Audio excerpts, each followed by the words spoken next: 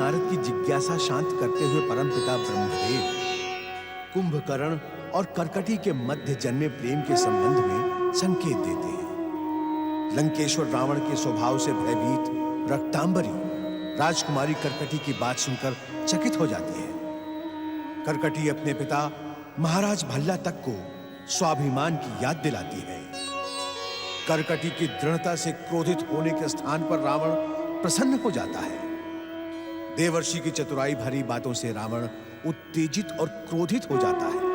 कर्कटी को प्राप्त करने के लिए रावण जब कुंभकर्ण को पाप का मार्ग दिखाता है तो कुंभकर्ण रावण का विरोध करता है। कर्कटी की दृढ़ता के सामने भल्ला तक को झुकना पड़ता है।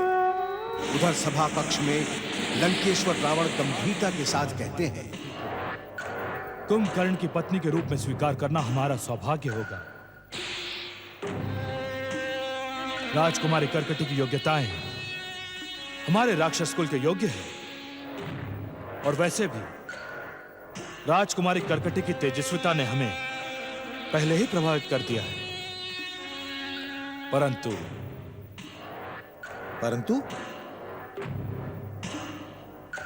लंकेश्वर, आप अपनी बात कहते कहते रुक क्यों गए? बात पूरी ना करने का कारण आप भी जानते हैं महाराज भल्ला तक। इस समय हमारी लंका युद्ध की विभीषिका में चल रही है। हमें शत्रु के प्रहार का उत्तर देना है। इस समय युद्ध को बुलाकर यदि हम कुंभकर्ण के ब्याह रचाने का आयोजन करें तो यह बात न तो नीति सम्मत होगी और ना ही तर्क सम्मत। महाराज, मैं लंकेश्वर की ओर से आपको यह वचन अवश्य दे सकता हूं कि युद्ध में विजय के बाद हम कर्कटी को राक्षस वधू के रूप में अवश्य स्वीकार करेंगे। इस विवाह का भव्य आयोजन होगा। हां महाराज, हमारा आपसे यही अनुरोध है कि आप युद्ध समाप्ति की प्रतीक्षा करें। लंकेश्वर रावण, मामा श्री अकंपम, ये तो हम भी जानते हैं कि युद्ध के काल में नीति, तर्क और मर्यादा की एक ही मांग होती है। युद्ध, युद्ध और केवल युद्ध। परंतु युद्ध तो विजय और शक्ति के प्रदर्शन की धारणा है और विवाह, विवाह एक परंपरा। महाराज कुंभकर्ण और कर्कटी के मध्य जन्मे निश्चल प्रेम को विवाह के सूत्र में बांधकर आप प्रचलित परंपराओं का आदर ही करेंगे। हम पहले ही कह चुके हैं महाराज, हमें इस विवाह में कोई आपत्ति नहीं है। अगर आप चाहें तो हम लंका की ओर से इस संबंध को सुदृढ़ करने के लिए कुंभकर्ण और कर्कटी की सगाई का आयोजन करने की सहमति दे सकते हैं। नहीं भैया,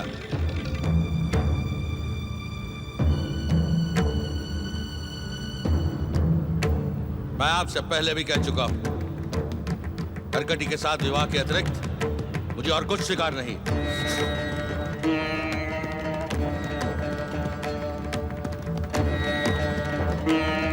ठीक है महाराज भल्ला तक, अपने प्रिय भाई कुंभकर्ण की इच्छा का आदर करते हुए मैं इस विवाह की स्वीकृति देता हूं। परंतु यह विवाह आज संध्या काल में संपन्न हो जाना चाहिए।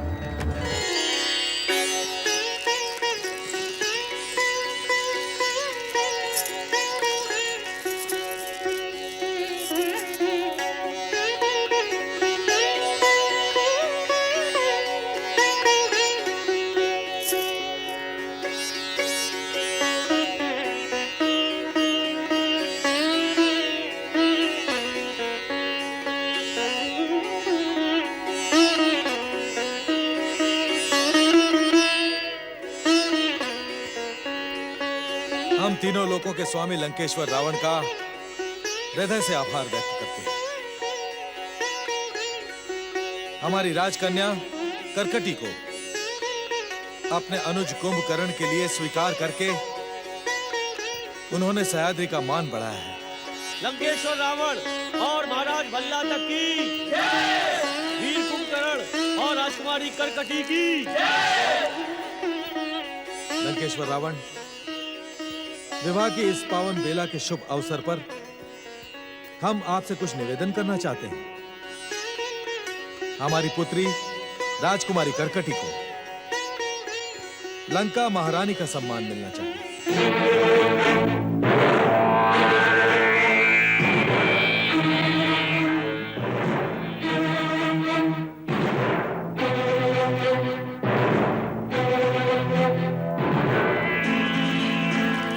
महाराज भल्ला तक लंकेश्वर की ओर से मैं आपको आश्वासन देता हूं कि राक्षस कुल वधु राजरानी करकटी को लंका की महारानी का सम्मान अवश्य प्रदान किया जाएगा।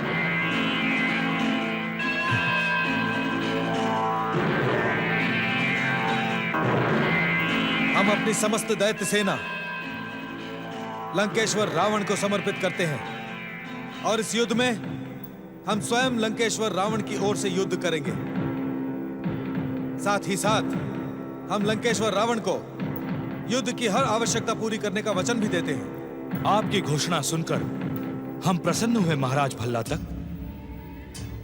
राक्षस कुलवधु करकटी का सौभाग्य निश्चित ही लंका की कीर्ति को और ऊंचा उठाने में सफल होगा।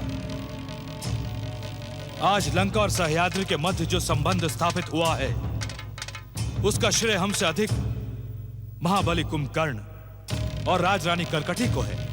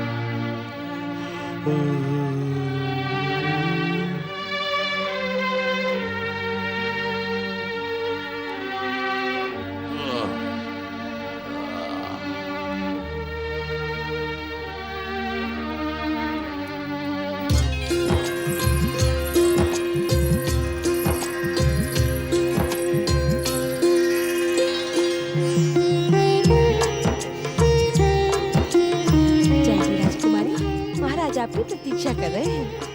अरे जाइए ना, जाइए।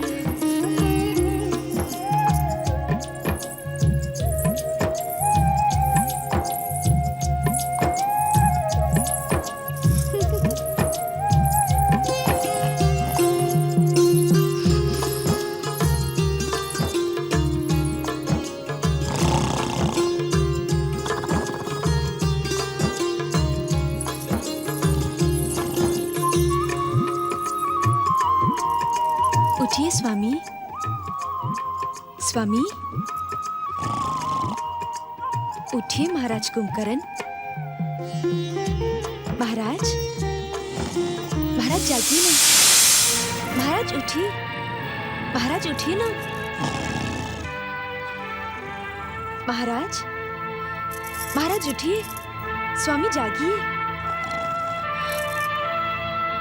ओम नमः शिवाय, ओम नमः शिवाय, ओम नमः शिवाय, ओम नमः शिवाय, ओम नमः शिवाय, ओम नमः शिवाय, ओम नमः शिवाय, ओम नमः शिवाय, ओम नमः शिवाय, ओम नमः शिवाय, ओम नमः शिवाय, ओम नमः शिवाय, ओम नमः शिवाय, ओम नमः शिवाय, ओम नमः शिवाय, ओम नमः शिवाय। विल्वपत्र?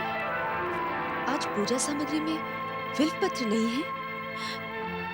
प्रहरियों, सैनिकों। ओम नमः शिवाय। पुत्री, क्या हुआ? शिव पूजन करते करते तुम उत्तेजित क्यों हो गई? देखिए ना पिताश्री, मेरी पूजा सामग्री में विल्वपत्र नहीं है। मैं पूजा कैसे करूंगी? नहीं है तो आ जाएंगे। कैसे आ जाएंगे पिताश्री? रात्रि के समय विल्वपत्र तोड़ना पाप माना जाता है। हम तोड़ने की नहीं, अपनी सिद्ध शक्ति से विल्व पत्र को प्रकट करने की बात कर रहे हैं। सिद्ध शक्ति से? हाँ पुत्री, इच्छा होने पर भगवान शिव की कृपा से सिद्ध शक्ति से तुम बिल्व पत्र प्रकट कर सकती हो। आप परिहास तो नहीं कर रहे? नहीं पुत्री, हम परिहास नहीं, हम सच कह रहे हैं। मुझे विश्वास नहीं हो रहा पिताश्री। विश्वास करो पुत्री, दैत्यों, असुरों और राक्षसों के आराध्य भगवान भोलेनाथ की कृपा से हमारे कुल में जन्म लेने वाले हर जीव के भीतर किसी को हानि न पहुंचाने वाली इच्छा वस्तु को प्रकट करने की शक्ति होती है। अब जैसा हम कहते हैं वैसा ही करो। ओम नमः शिवाय। ओम नमः शिवाय। ओम दैत्येश्वराय नमः। ओम दैत्येश्वराय नमः। बिल्व पत्र प्रकट हो। बिल्व पत्र प्रकट हो।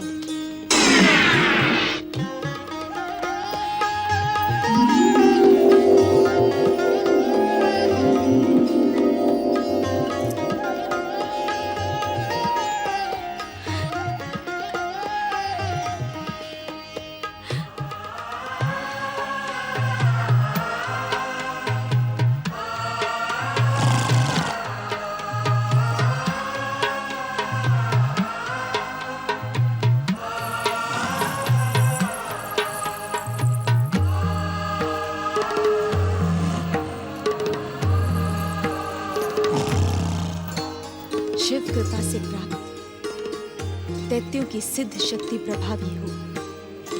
ओम नमः शिवाय। ओम दैत्येश्वराय नमः। सिद्ध सेना प्रकट हो।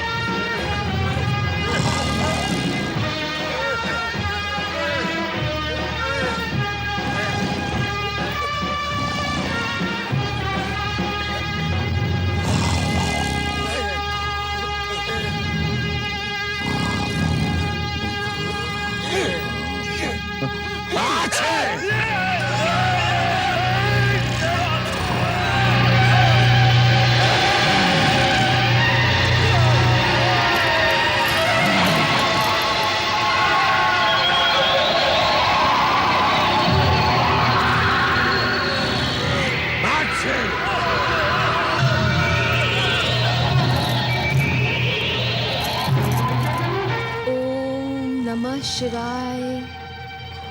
ओम दैत्येश्वराय नमः।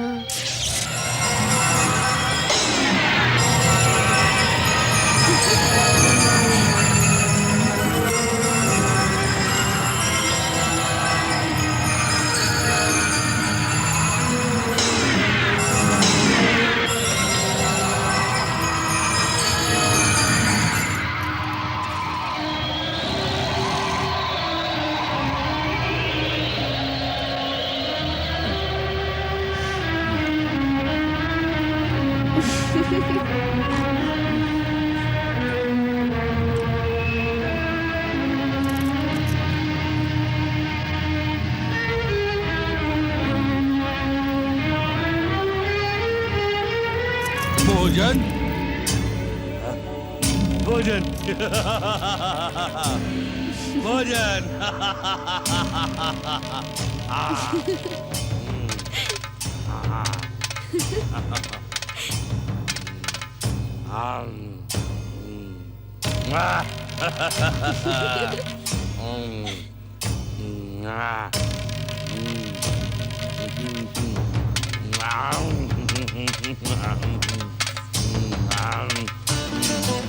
मदिरा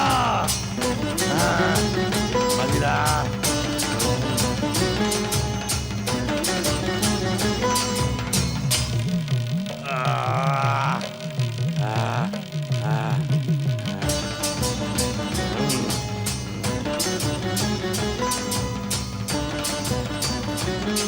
खीर खीर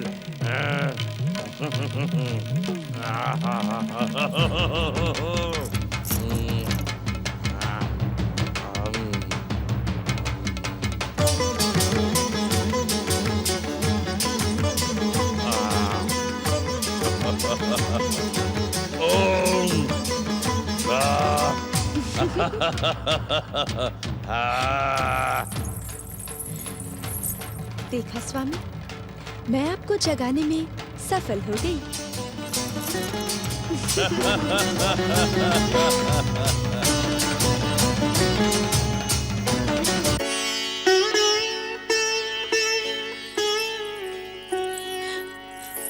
नहीं स्वामी, आप इस प्रकार विरह की वेदना में छोड़कर मुझे नहीं जा सकते स्वामी।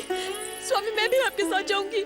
स्थिति को समझो करकटी, इस समय तुम्हारा लंका जाना उचित नहीं है। नहीं स्वामी, नहीं स्वामी, नहीं। मैं आपके बिना जीवित नहीं रह सकती स्वामी। मैं भी आपके साथ जाऊंगी। मुझे छोड़कर मत जाइए स्वामी।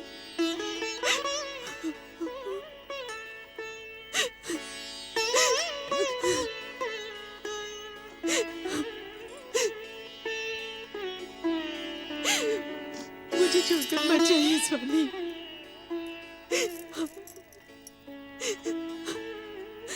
राक्षस कुलवधु करकटी, अब तुम केवल हमारे प्रिय भ्राता कुंभकर्ण की धर्मपत्नी ही नहीं, अपितु लंका की राजरानी और महारानी हो। लंका की नहीं महारानी संपूर्ण राजकीय परंपराओं और भव्य स्वागत सम्मान के साथ ही लंका में प्रवेश करेंगे, जिसके लिए तुम्हें युद्ध विजय तक प्रतीक्षा करनी होगी।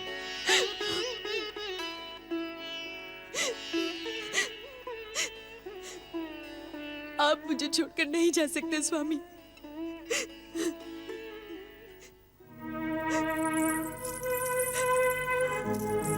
पिताश्री, लंकेश्वर के कथन पर विश्वास करो पुत्री। इस समय नववधु के रूप में लंका पहुंचना अनुचित है। लंका की राक्षसी सेना और लंका वासियों पर इसका विपरीत प्रभाव भी पड़ सकता है। प्रजा और सेना में विद्रोह भी हो सकता है। हाँ कुलवधु, सेना और प्रजावासी ये बात सोच सकते हैं कि जब हम युद्ध की विभीषिका में जल रहे हैं, तब राज परिवार विवाह का उत्सव मना रहा है। लंकेश्वर और महाराज भल्ला तक की बात तर्कसम्मत है। युद्ध विजय के बाद हम स्वयं तुम्हें सह्याद्री से लेने आएंगे।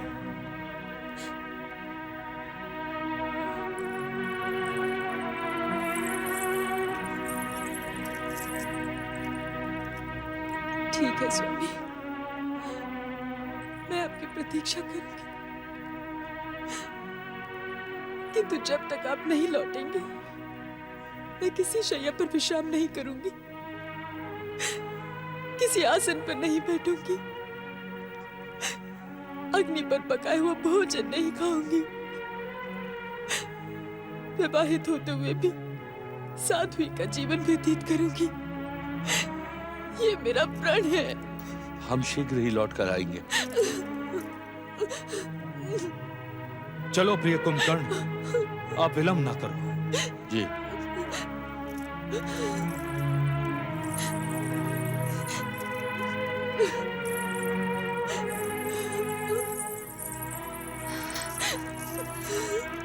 धैर्य धारण करें राजकुमारी, महाराज लौटेंगे, शीघ्र ही लौटेंगे। शीघ्र लौटकर आने का जो वचन कुंभकर्ण ने करकटी को दिया था, संभवतः उस वचन को आशुतोष भगवान शिव की सहमति प्राप्त नहीं थी। कारण श्री राम और उनकी वीर सेना के सामने रावण और उसकी राक्षसी सेना पराजित हुई। इस भीषण युद्ध में रावण की ओर से लड़ने वाला एक भी वीर सैनिक जीवित नहीं बचा। 1 लाख पुत्र और 1.25 लाख नातियों से भरे पूरे रावण के परिवार के साथ महाराज भल्ला तक और उनकी सेनाएं भी युद्धाग्नि में स्वाहा हो गई। रावण और कुंभकर्ण को श्री राम के हाथों तथा इंद्रजीत, मेघनाद और भल्ला तक को लक्ष्मण के हाथों मुक्ति प्राप्त हुई। श्री राम की कृपा से लंका का राज्य विभीषण को मिला। इस प्रकार महाबली, महापराक्रमी, अतुल्य शक्तिशाली लंकेश्वर रावण और उसकी राक्षसी सेना का अंत हुआ। परंतु कुंभकर्ण की वीर शक्ति से भविष्य में जन्म लेने वाला एक राक्षस करकटी के गर्भ में आज भी जीवित है।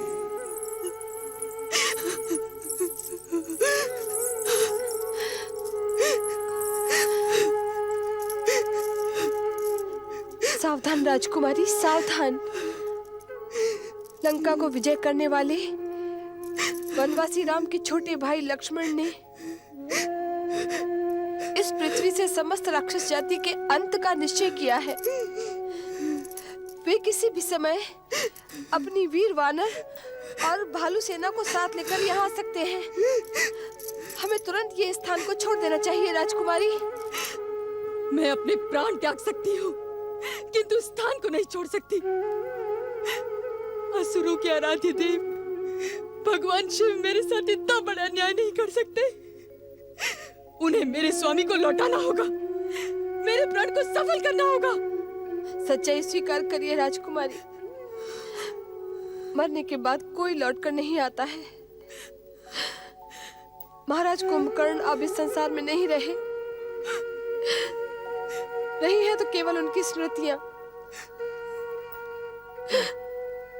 हमें उनकी स्मृतियों को संजोना है राजकुमारी। चलिए, शीघ्र ही चलिए। मैं कहीं नहीं जाऊंगी रक्तांबरी। यदि वे नहीं आएंगे तो मैं भूखी प्यासी रहकर यही अपने प्राण त्याग दूंगी। मैं आपको ऐसा नहीं करने दूंगी राजकुमारी।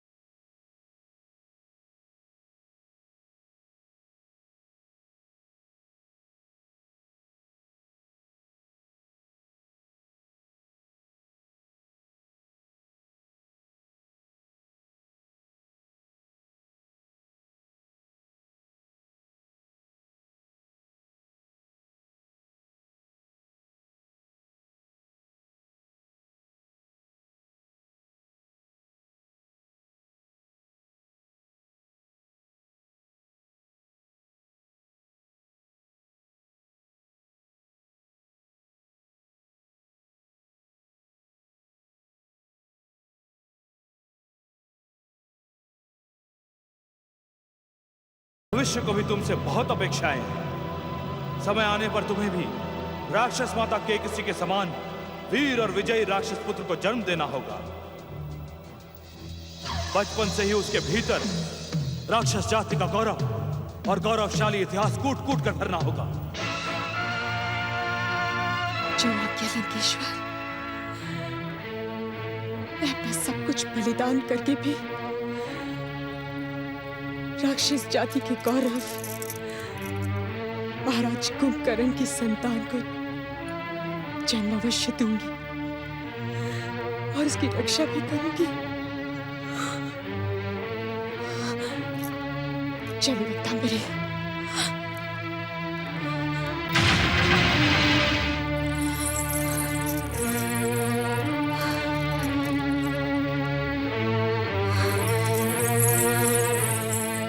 आइए।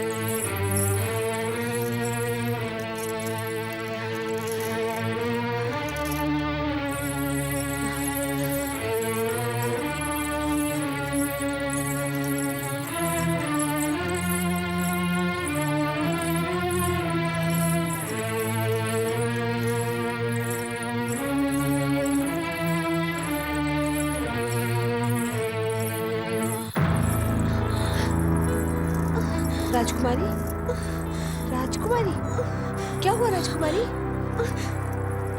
राजकुमारी, राजकुमारी, उठिए राजकुमारी, क्या हुआ? राजकुमारी,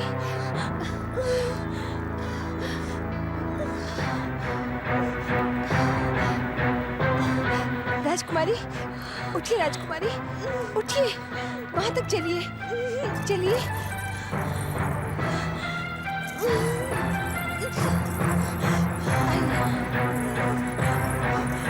राजकुमारी, राजकुमारी, चलिए राजकुमारी, चलिए, चलिए राजकुमारी। धैर्य धारण करें राजकुमारी, राजकुमारी, धैर्य धारण करें। आप यहाँ बैठिए राजकुमारी, यहाँ बैठिए।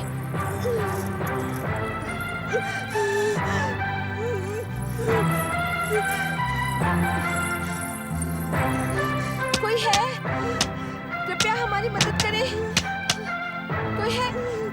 कृपया हमारी मदद कीजिए।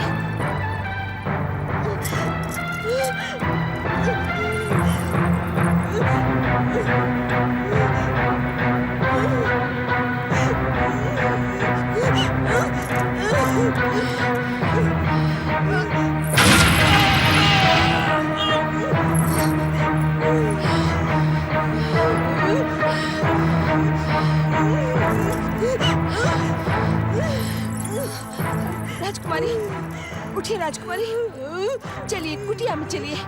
राजकुमारी उठिए, उठिए, आइए, आइए, चलिए। राजकुमारी, राजकुमारी, यहाँ लेटिए, यहाँ। राजकुमारी, आराम कीजिए।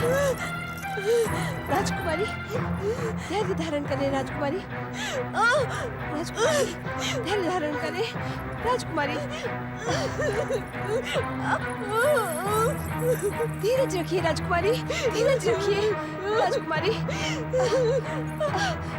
राजकुमारी, कृपया धैर्य रखिए।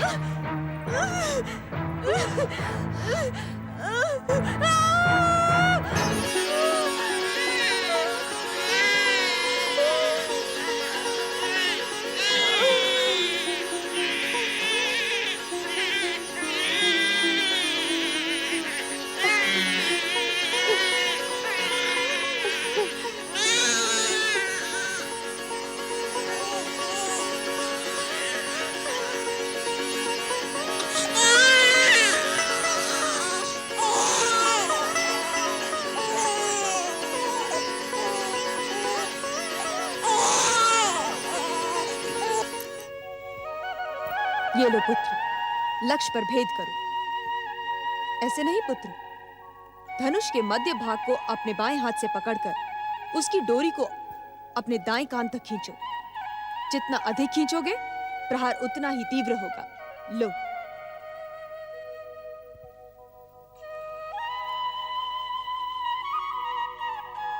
लक्ष्य पर अपनी आंख गड़ाओ पुत्र।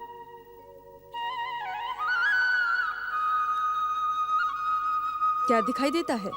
लक्ष्य, केवल लक्ष्य। सुंदर, अति सुंदर। प्रहार करो।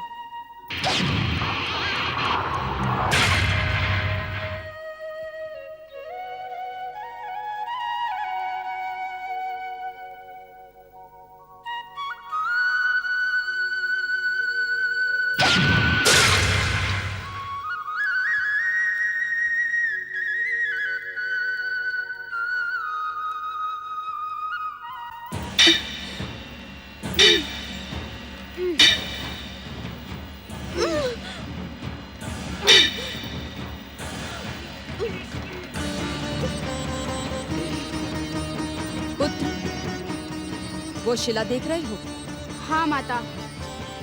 उस शिला को जितनी दूर हो सके फेंक।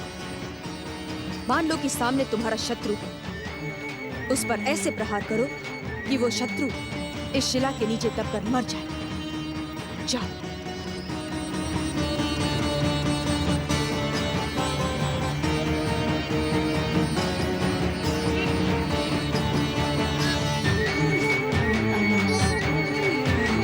उठाओ पुत्र, उठाओ। शक्ति लगाओ पुत्र, शक्ति।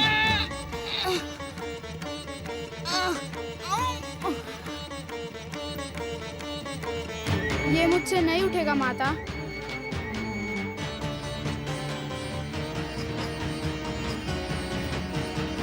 यदि तुम्हारी इच्छा शक्ति दृढ़ हो तो तुम ये कर सकते हो पुत्र। पहले अपनी शक्ति को एकत्रित करो, फिर श्वास को अपने सीने में रोको, फिर पूरी शक्ति लगाओ और इस शिला को उठाकर दूर फेंको।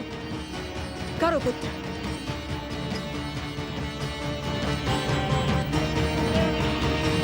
शक्ति लगाओ पुत्र, शक्ति। करो पुत्र।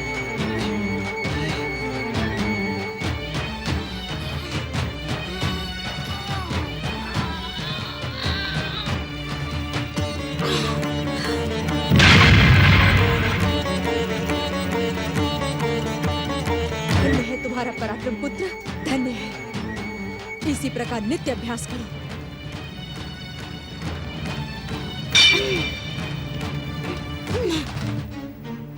ये क्या माते, तुम मुझे सुबह से शाम तक केवल युद्ध की शिक्षा क्यों देती हो? इस वन में और भी बालक हैं जो आखेट करते हैं, पर्वतों और प्रकृति को देखने और नदी में तैरने का आनंद लेते हैं, पर तुम मुझे इन सबका अवसर ही नहीं देती। आज से मैं युद्ध अभ्यास नहीं करूंगा। मैं वनवासी बालकों के साथ खेलूंगा, आखेट करूंगा।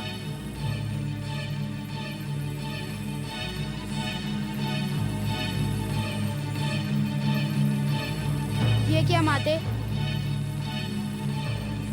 आपकी आंखों में आंसू? मैंने अपने मन की सच्ची बात कही है। मेरा इस युद्ध शिक्षा में मन नहीं लगता।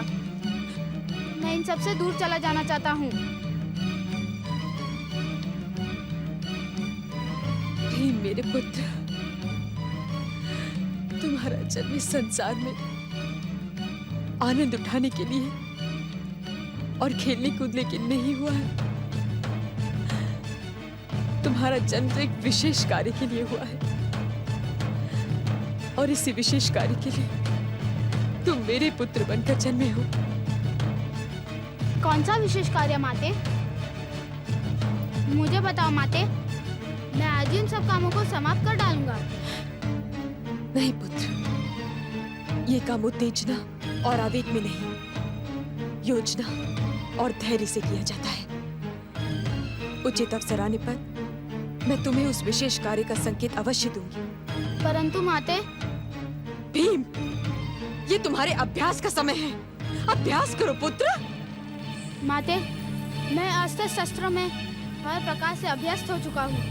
अब केवल एक ही काम करने में मुझे आनंद नहीं आता। आनंद, आनंद, आनंद।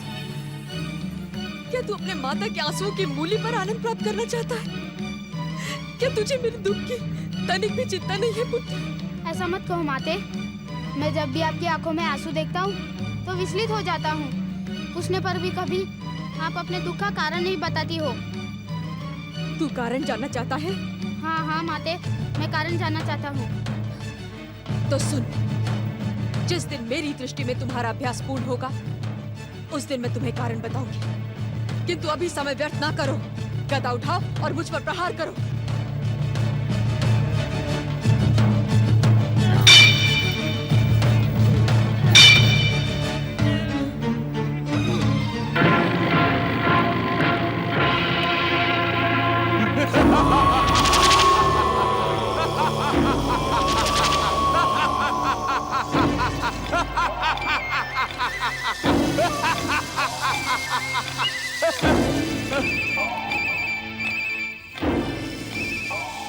आज मैं बहुत प्रसन्न हूँ पुत्र। तुमने युद्ध की सारी कलाएं सीख ली हैं। अब तुम मेरी मनोकामना अवश्य पूर्ण करोगे।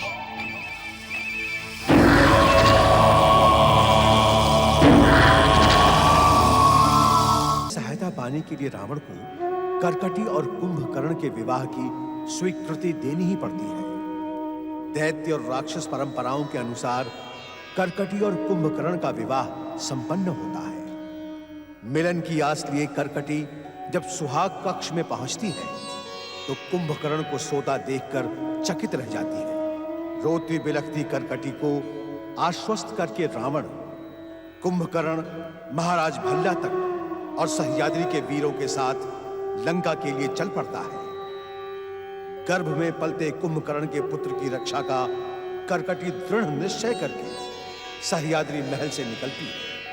अपने प्रतिशोध को पूरा करने के लिए करकटी ने अपने पुत्र भीमासुर को बचपन से ही युद्ध की शिक्षा देनी प्रारंभ कर दी। बालक भीम जब अन्य बालकों के समान खेल कूद का हठ करता तो करकटी उसे रोक देती। भीम के हर प्रश्न का उत्तर करकटी के आंसू देते, परंतु भीम इन सब से संतुष्ट नहीं था। हर दिन के समान आज भी प्रातःकाल करकटी भीम को पुकारती हुई कुटिया से बाहर निकली। भीम, अभ्यास का समय हो गया है पुत्र। कहाँ हो भीम? लगता है भीम अपने वनवासी मित्रों के साथ वन विहार के लिए चला गया है। वनवासी मित्रों के साथ आखेट करने में उसे बहुत आनंद आता है। यदि इसी प्रकार वो अभ्यास छोड़ छोड़कर आखेटों के पीछे भागता रहा तो अस्त्र और शस्त्रों में कैसे पारंगत होगा? मुझे ही कुछ करना होगा। रक्तांबरी, यदि उसके मित्रों ने मेरा कहना नहीं माना तो मेरा क्रोध उन्हें दंडित करेगा। निरपराध बालकों को दंडित करने से कोई लाभ नहीं होगा राजकुमारी। भीमा अब बालक नहीं रहा, अस्त्र शस्त्र की सारी शिक्षाओं में दक्ष हो चुका है। उसके प्रहारों में वो तीव्रता है जो मैंने कहीं नहीं देखी। उसे देखकर मुझे उसके पिता महाराज कुंभकर्ण जैसे वीर की याद आती है। एक बात कहूँ राजकुमारी, यदि आप उस पर इस प्रकार बंधन लगाएंगी तो वो आपसे और दूर भागेगा। तो मैं क्या करूं रक्तांबरी? राजकुमारी जी, आप उसे उसके पिता के शत्रुओं का परिचय दें। प्रतिशोध के जो बीज आपने उसके शरीर रूपी भूमि पर जन्म के समय से बोए थे, अब उनकी फसल काटने का समय आ गया है राजकुमारी। तुम ठीक कह रही हो रक्तांबरी। भीम को उसके महान पिता कुंभकर्ण के हत्यारे राम और लक्ष्मण से प्रतिशोध लेना ही होगा, नहीं तो महाराज कुंभकर्ण की आत्मा को शांति नहीं मिलेगी। मैं एक क्षण भी व्यर्थ किए बिना उसे उसके पिता के हत्यारों का परिचय देती हूँ। भीम, भीम! नारायण नारायण नारायण, नारायण नारायण नारायण नारायण। ये मैं क्या देख रहा हूं? कहीं मुझे भ्रम तो नहीं हो रहा है? लंका युद्ध के पश्चात मर्यादा पुरुषोत्तम श्री राम और उनके अनुज सुमित्रा नंदन लक्ष्मण ने पृथ्वी लोक से राक्षस जाति का अंत कर दिया था। फिर ये राक्षस जीवित कैसे बच गया? नारायण नारायण, इसका पता तो मुझे लगाना ही होगा। चलो नारद, नारायण नारायण।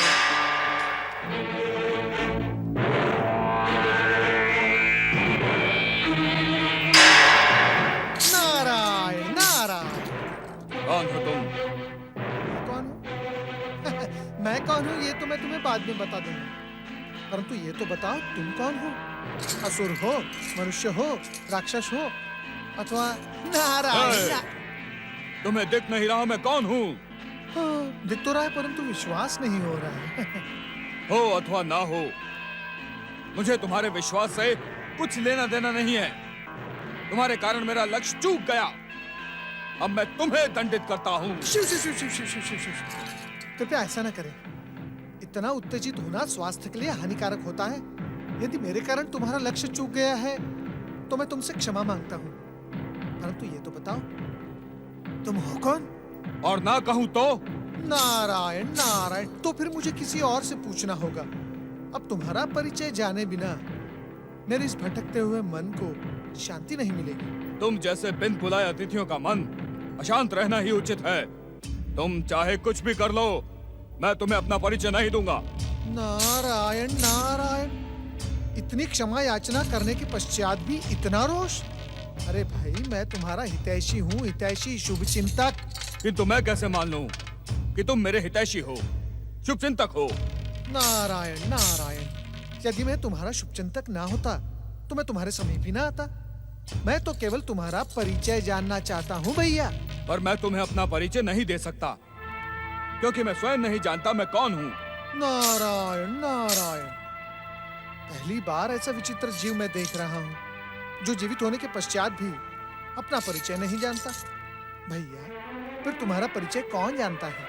मेरी माता जानती होगी। जाकर उसी से पूछ लो और मुझे आखेट करने दो। कितनी कठिनाई से माता से आंख बचाकर आखेट के लिए निकला था और तुमने मेरा समय व्यर्थ कर दिया। हाँ! नारायण नारायण, अब इसकी माता के पास जाने से कोई लाभ नहीं होगा नारद। वो भी मुझे इसी के समान भ्रमित कर देगी। शिव शिव शिव शिव शिव शिव। फिर इसके जन्म का कारण जानने के लिए अब हम परमपिता ब्रह्मा जी के पास चलते हैं। नारायण नारायण।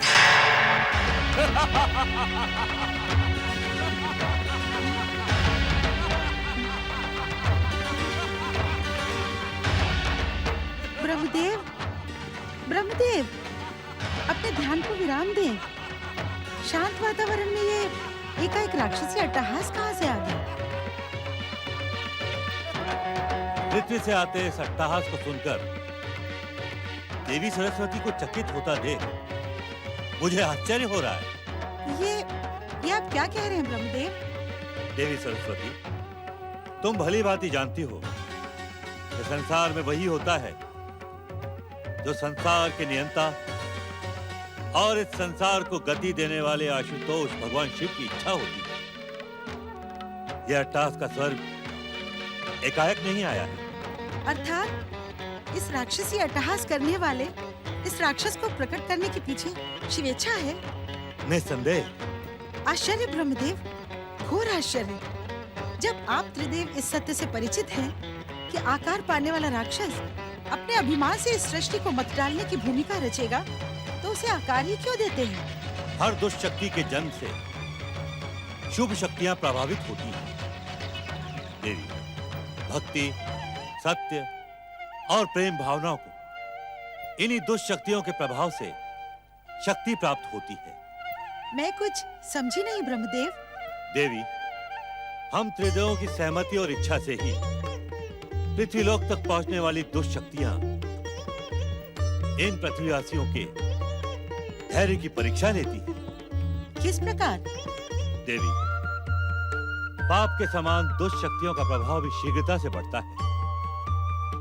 इस बढ़ते हुए प्रभाव को देखकर पृथ्वीवासी आकर्षित होकर इन दुष्ट शक्तियों का साथ अपना लेते हैं।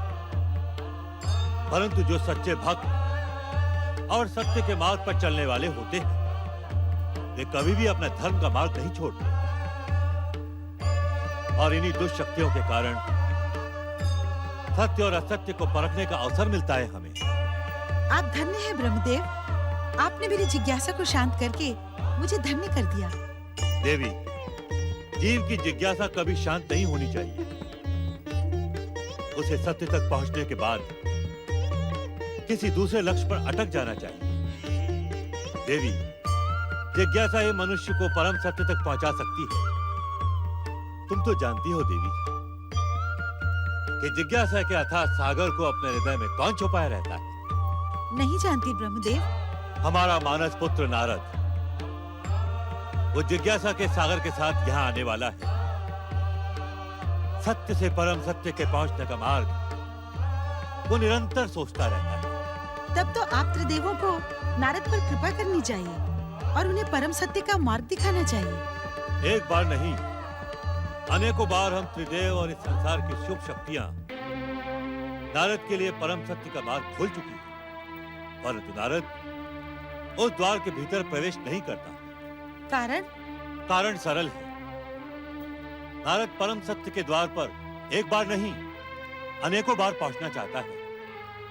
वो जानता है कि वो इस द्वार के भीतर जाकर जिज्ञासा से मुक्त हो जाएगा, परंतु अपने भाई दक्ष प्रजापति के श्राप के कारण वो जिज्ञासा के अथाह सागर में भटकता ही रहता है। ओम ब्रह्मणे नमः। ओम सरस्वती देवे नमः। नारद, आज तुम मुझसे कुछ पूछो, उससे पहले मैं तुमसे एक प्रश्न करना चाहता हूं।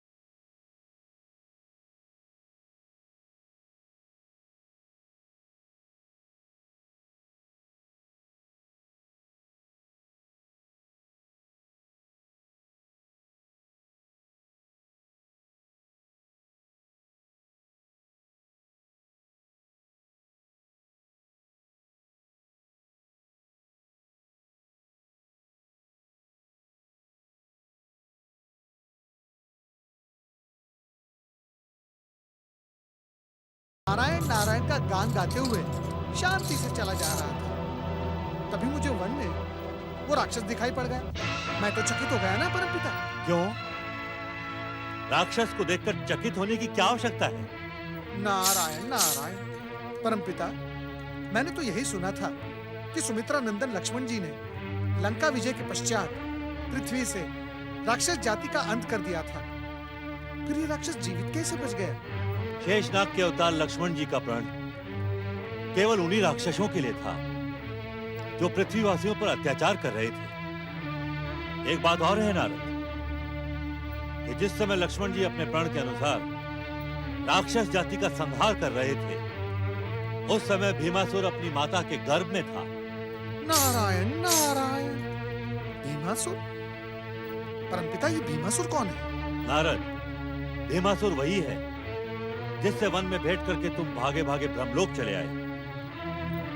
और तुम ये जानकर और अधिक चकित हो जाओगे कि भीमासुर लंकेश्वर रावण के छोटे भाई कुंभकर्ण की वीर शक्ति से जन्मा है। नारायण नारायण। क्या कुंभकर्ण ने विवाह किया था? ये कैसा अज्ञानियों जैसा प्रश्न कर रहे हो नारद? विवाह न होता तो पुत्र कहां से आता? कुंभकर्ण का विवाह सह्याद्री के दैत्यराज भल्लातक की पुत्री करकटी के साथ हुआ था। ब्रह्मदेव, कुंभकर्ण की प्रचंड शक्ति से जन्मे भीमासुर का भविष्य क्या होगा? भीमासुर का भविष्य उज्जवल है। आने वाले समय में भीमासुर राक्षस जाति का नेतृत्व करेगा। प्रतिशोध के ज्वालामुखी के समान धधकती उसकी माता करकटी उसके भीतर प्रतिशोध का लावा भरेगी।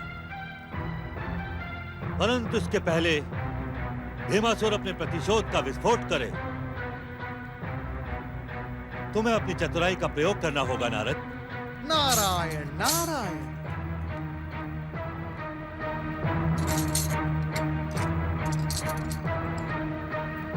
अब आप मुझे आज्ञा दे माता। ओम नमः शिवाय।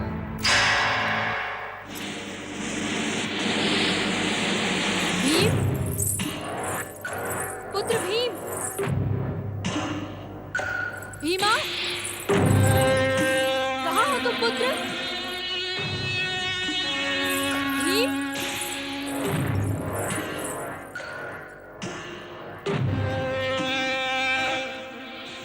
क्या मैंने तुम्हें इस दिन के लिए जन्म दिया था भीमा, कि तुम अपने पिता के शत्रुओं को दंडित करने की बात भुलाकर इस प्रकार पागलों की तरह आखेटों के पीछे भागो? क्या तुम्हें अपने माता के हृदय की धधकती ज्वाला और इसके आंसू दिखाई नहीं देते भीमा? मेरी बात का उत्तर दो। तुम्हें मेरी सौगंध है, आंखें मत झुकाओ भीमा। कहो कि तुम अपने पिता के शत्रु को दंडित करना चाहते हो। तुम अपने आनंद के लिए मेरी तपस्या को व्यर्थ करना चाहते हो, मेरी साधना को नष्ट भ्रष्ट करना चाहते हो, मेरे प्रतिशोध को ठोकर मारना चाहते हो भीमा। मेरी समझ में कुछ नहीं आता माता। तुम क्या कह रही हो? किसके लिए कह रही हो? कौन है मेरे पिता का शत्रु? कुमार, यदि आप अपनी माँ की बात धैर्यपूर्वक सुनेंगे तो सब कुछ समझ में आ जाएगा। आप नहीं जानते हैं, यदि आपकी माता आज जीवित है तो केवल इसी साधना के साथ कि एक दिन आप उनके प्रतिशोध को पूरा करेंगे और अपने पिता के हत्यारों को दंडित करेंगे। मैंने बचपन से ही अपनी माता को रोते बिलखते और बात बात पर क्रोध करते हुए देखा है। काकी, माता जिन शत्रुओं के विषय में बात करती रहती है उनके विषय में उसने मुझे आज तक कुछ नहीं बताया। और यदि आज भी इन्होंने मेरे पिता की हत्या करने वाले शत्रुओं के विषय में मुझे नहीं बताया तो मैं इनके व्यंग्य बाण सहन करने के स्थान पर यमन छोड़कर चला जाऊंगा। क्या तू वन छोड़कर चला जाएगा? अपनी माता को छोड़कर चला जाएगा तू? मेरे प्रतिशोध को अधूरा छोड़कर चला जाएगा भीमा? हाँ माता, यदि तुमने मेरे पिता के शत्रुओं का नाम नहीं बताया तो सचमुच चला जाऊंगा। तो सुन उनके नाम। वो है अयोध्या के राजा राम, उनका भाई लक्ष्मण और उनका सेवक हनुमान। ये सब तुम्हारे पिता के घोर शत्रु हैं पुत्र। इन्होंने ही तुम्हारे महान पिता कुंभकर्ण का वध किया था। यदि तुमने इन्हें दंडित नहीं किया ना तो मैं इस पहाड़ी से कूदकर आत्महत्या कर लूंगी पुत्र। नहीं माता, नहीं, इसकी आवश्यकता नहीं पड़ेगी। इसी समय से राम, लक्ष्मण और हनुमान मेरे घोर शत्रु हैं। मैं उन तीनों को जीवित नहीं छोड़ूंगा। अपने महान पिता की हत्या का भयानक दंड दूंगा। सच तो यह है माता, यदि तुमने मुझे पहले ही उनके विषय में बता दिया होता तो अब तक वो यमलोक पहुंच गए होते। भीमा, इस प्रकार उत्तेजित होकर तुम अपने शत्रु को परास्त नहीं कर सकते। माता, क्या तुम्हें अपने दूत पर विश्वास नहीं? क्या तुम्हें अपने पुत्र की शक्ति पर विश्वास नहीं? तुम एक बार आदेश तो दे दो, मैं इस सह्याद्री पर्वत को उखाड़कर तुम्हारे चरणों में डाल दूंगा। इस पृथ्वी को नष्ट भ्रष्ट कर दूंगा, आकाश को पाताल में खींच लूंगा। पुत्र, मुझे तुम्हारी शक्ति पर पूर्ण विश्वास है, किंतु शत्रु के बलाबल का भी पूर्ण अनुमान है। शत्रु का बलाबल? हाँ पुत्र, तू नहीं जानता है, तू समस्त पृथ्वी लोक का राजा है। तेरे ज्येष्ठ काका श्री लंकेश्वर रावण ने पृथ्वी लोक, स्वर्ग लोक, नागलोक एवं समस्त ग्रहों पर अधिकार किया था, किंतु राम और लक्ष्मण ने तेरे ज्येष्ठ काका श्री एवं तेरे पिताश्री को भी जीवित नहीं छोड़ा। हाँ कुमार, राम, लक्ष्मण और हनुमान साधारण शत्रु नहीं, असाधारण वीर हैं।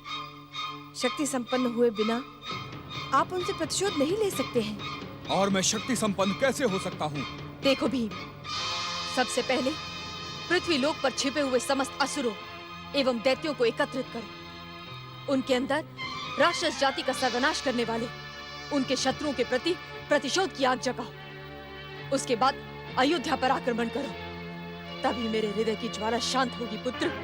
मैं शीघ्र ही राक्षस सेना को एकत्र करके अपने महान पिता कुंभकर्ण की हत्या करने वाले अयोध्या के राजा राम से प्रतिशोध लूंगा। पृथ्वी के राक्षस वीरों, एकत्र हो, एकत्र हो। तुम्हें लंकेश्वर रावण की सौगंध, तुम्हें महाबलशाली कुंभकर्ण की सौगंध, एकत्र हो, एकत्र हो, एकत्र हो, एकत्र हो, एकत्र हो, एकत्र हो, एकत्र हो।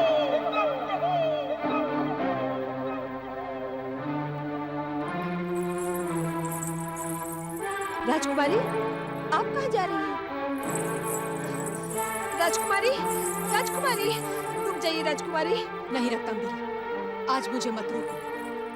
वर्षों से प्रतिशोध की जो ज्वाला मेरे हृदय में भड़क रही थी, आज उसमें विस्फोट हो गया है।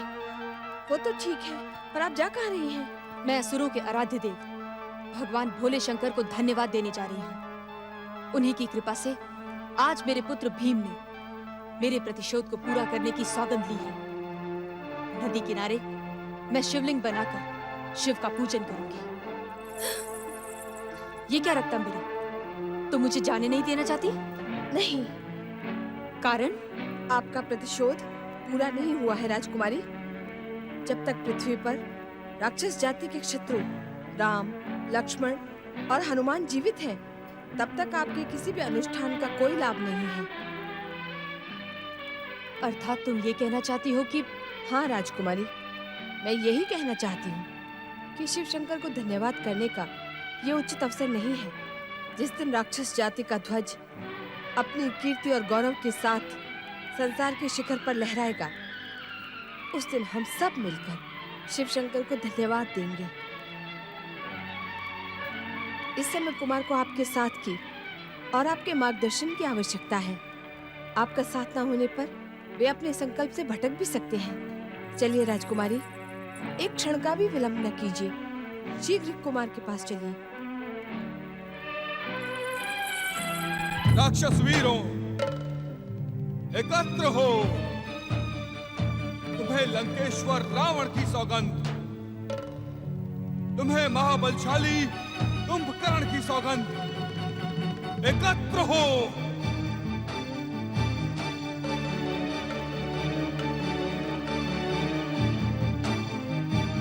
एकत्र हो। राक्षस वीरों, एकत्र हो।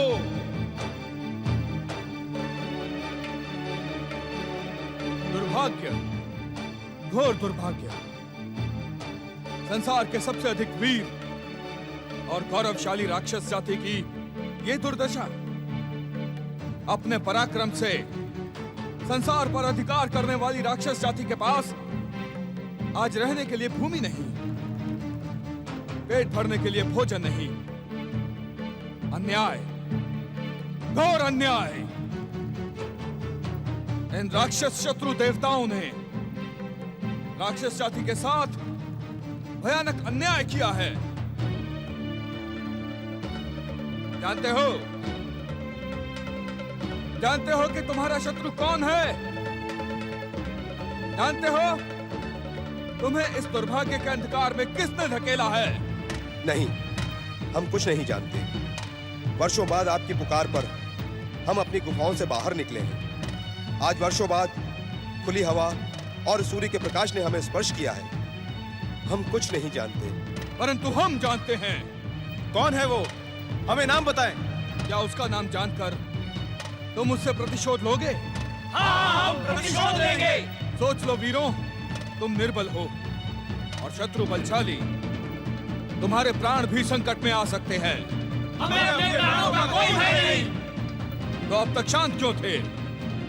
लंकेश्वर रावण, इंद्रजीत मेघनाद और महाबलशाली कुंभकर्ण का वध करके राक्षस जाति की दशा को दुर्दशा में बदलने वाले राम लक्ष्मण से प्रतिशोध क्यों नहीं लिया? क्योंकि हम संगठित और एक साथ नहीं थे। आपकी पुकार ने हमें एक साथ कर दिया है। अब हमारी शक्ति शत्रुओं को अवश्य दंडित करेगी। लंकेश्वर रावण, इंद्रजीत मेघनाद और महाबलशाली कुंभकर्ण का वध करने वाले जीवित नहीं बचेंगे। आओ माता, आओ। राक्षस वीरों, ये राक्षस जाति के ध्वज को आकाश की ऊंचाई तक पहुंचाने वाले महाबलशाली महाराज कुंभकर्ण की पत्नी और हमारी माता करकटी हैं। इन्हें प्रणाम करो। राक्षस माता करकटी की, राक्षस माता करकटी की।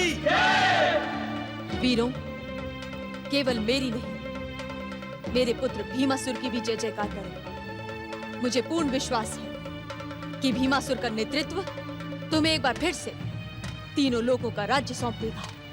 राक्षस माता करकटी और राक्षस राज भीमासुर की। वीरों, अयोध्या के राजा राम के पराजय में ही हमारी विजय है, हमारा गौरव है। इसलिए पूरी शक्ति लगाकर अयोध्या पर अधिकार करो। यदि राम और लक्ष्मण को जीवित बंदी ना बना पाओ तो युद्ध भूमि में उन्हें मृत्यु दंड दो। ऐसा ही होगा राक्षस माता। अयोध्या में एक भी मानव जीवित नहीं बचेगा।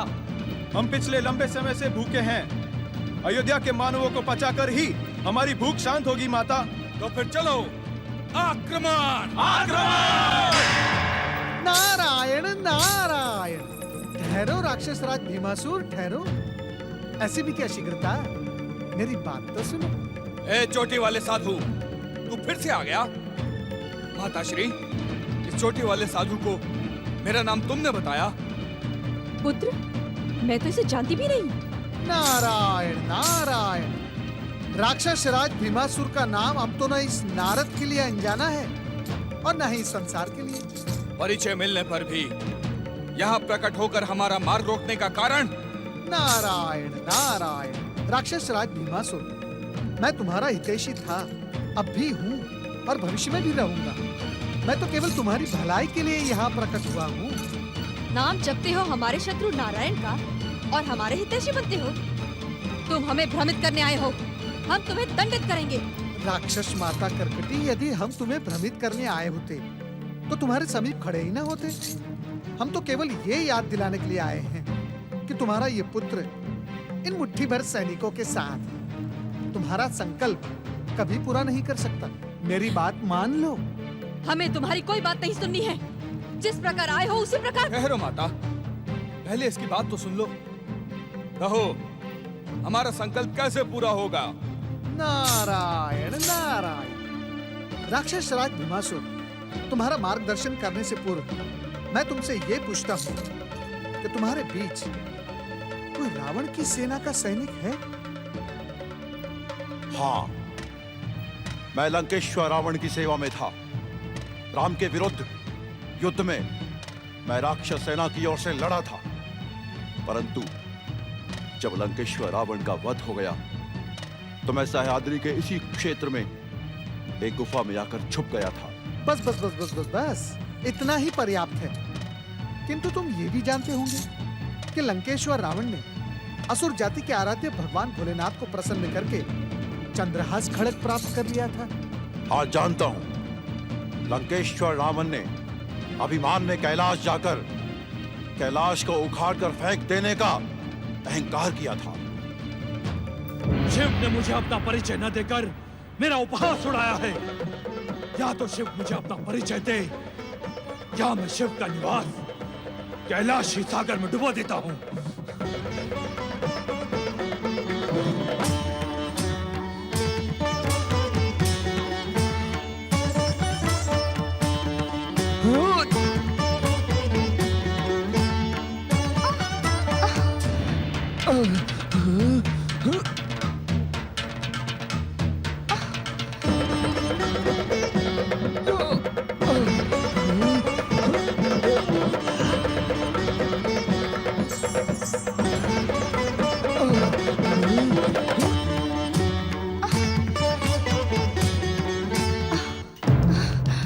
ये क्या हो रहा है स्वामी? उद्विग्न ना हो पार्वती, यह एक अहंकारी का अहंकार है जो खंडित होने की अभिलाषा लेकर प्रस्तुत हुआ है। अहंकारी का अहंकार? हाँ पार्वती, विश्व विजय तथा तीनों लोकों का स्वामी बनने का स्वप्न देखने वाला लंकेश्वर रावण आज कैलाश भूमि पर अपने अहंकार के साथ उपस्थित हुआ है। अहंकारी लंकेश्वर को उसके दुस्साहस का उचित दंड दें स्वामी। तुम्हारी इच्छा का सम्मान करते हुए हम कैलाश को इसी क्षण स्थिर किए देते हैं।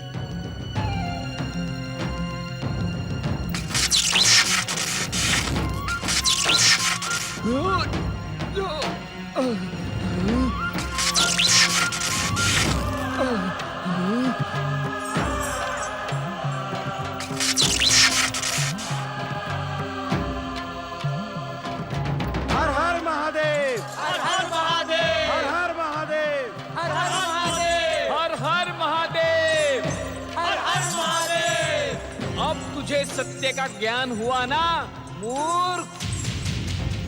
तेरा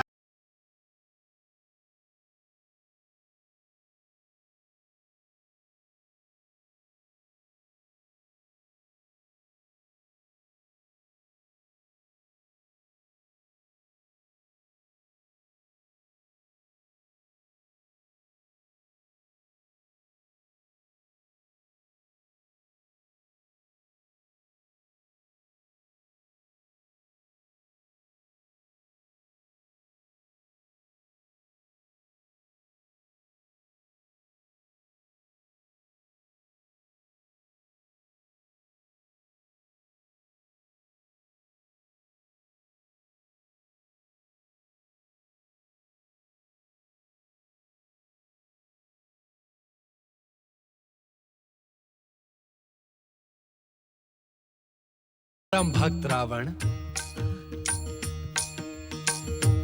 भोलेनाथ, प्रभु, भोलेनाथ, शिव शंकर, त्रिलोकीनाथ, आशुतोष भगवान शिव शंकर, देवों के देव महादेव भोलेनाथ।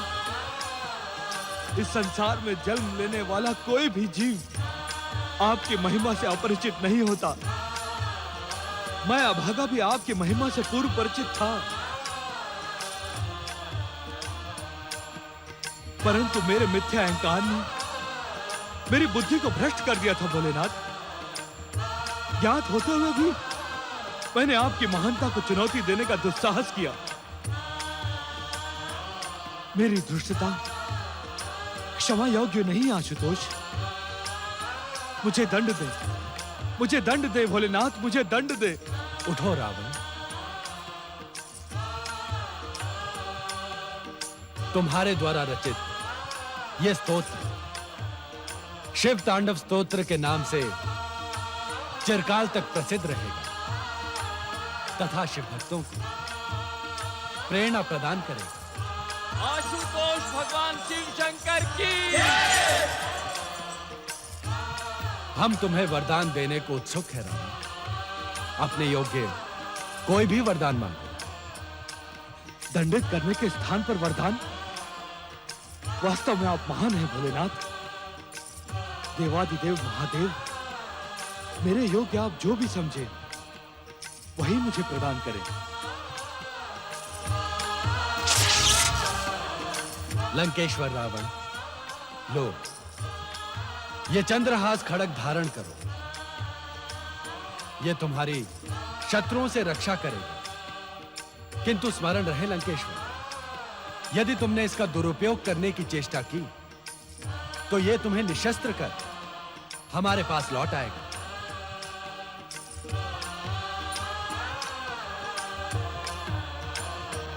इस घटना की याद दिलाकर तुम हमसे कहना क्या चाहते हो चोटी वाले साधु?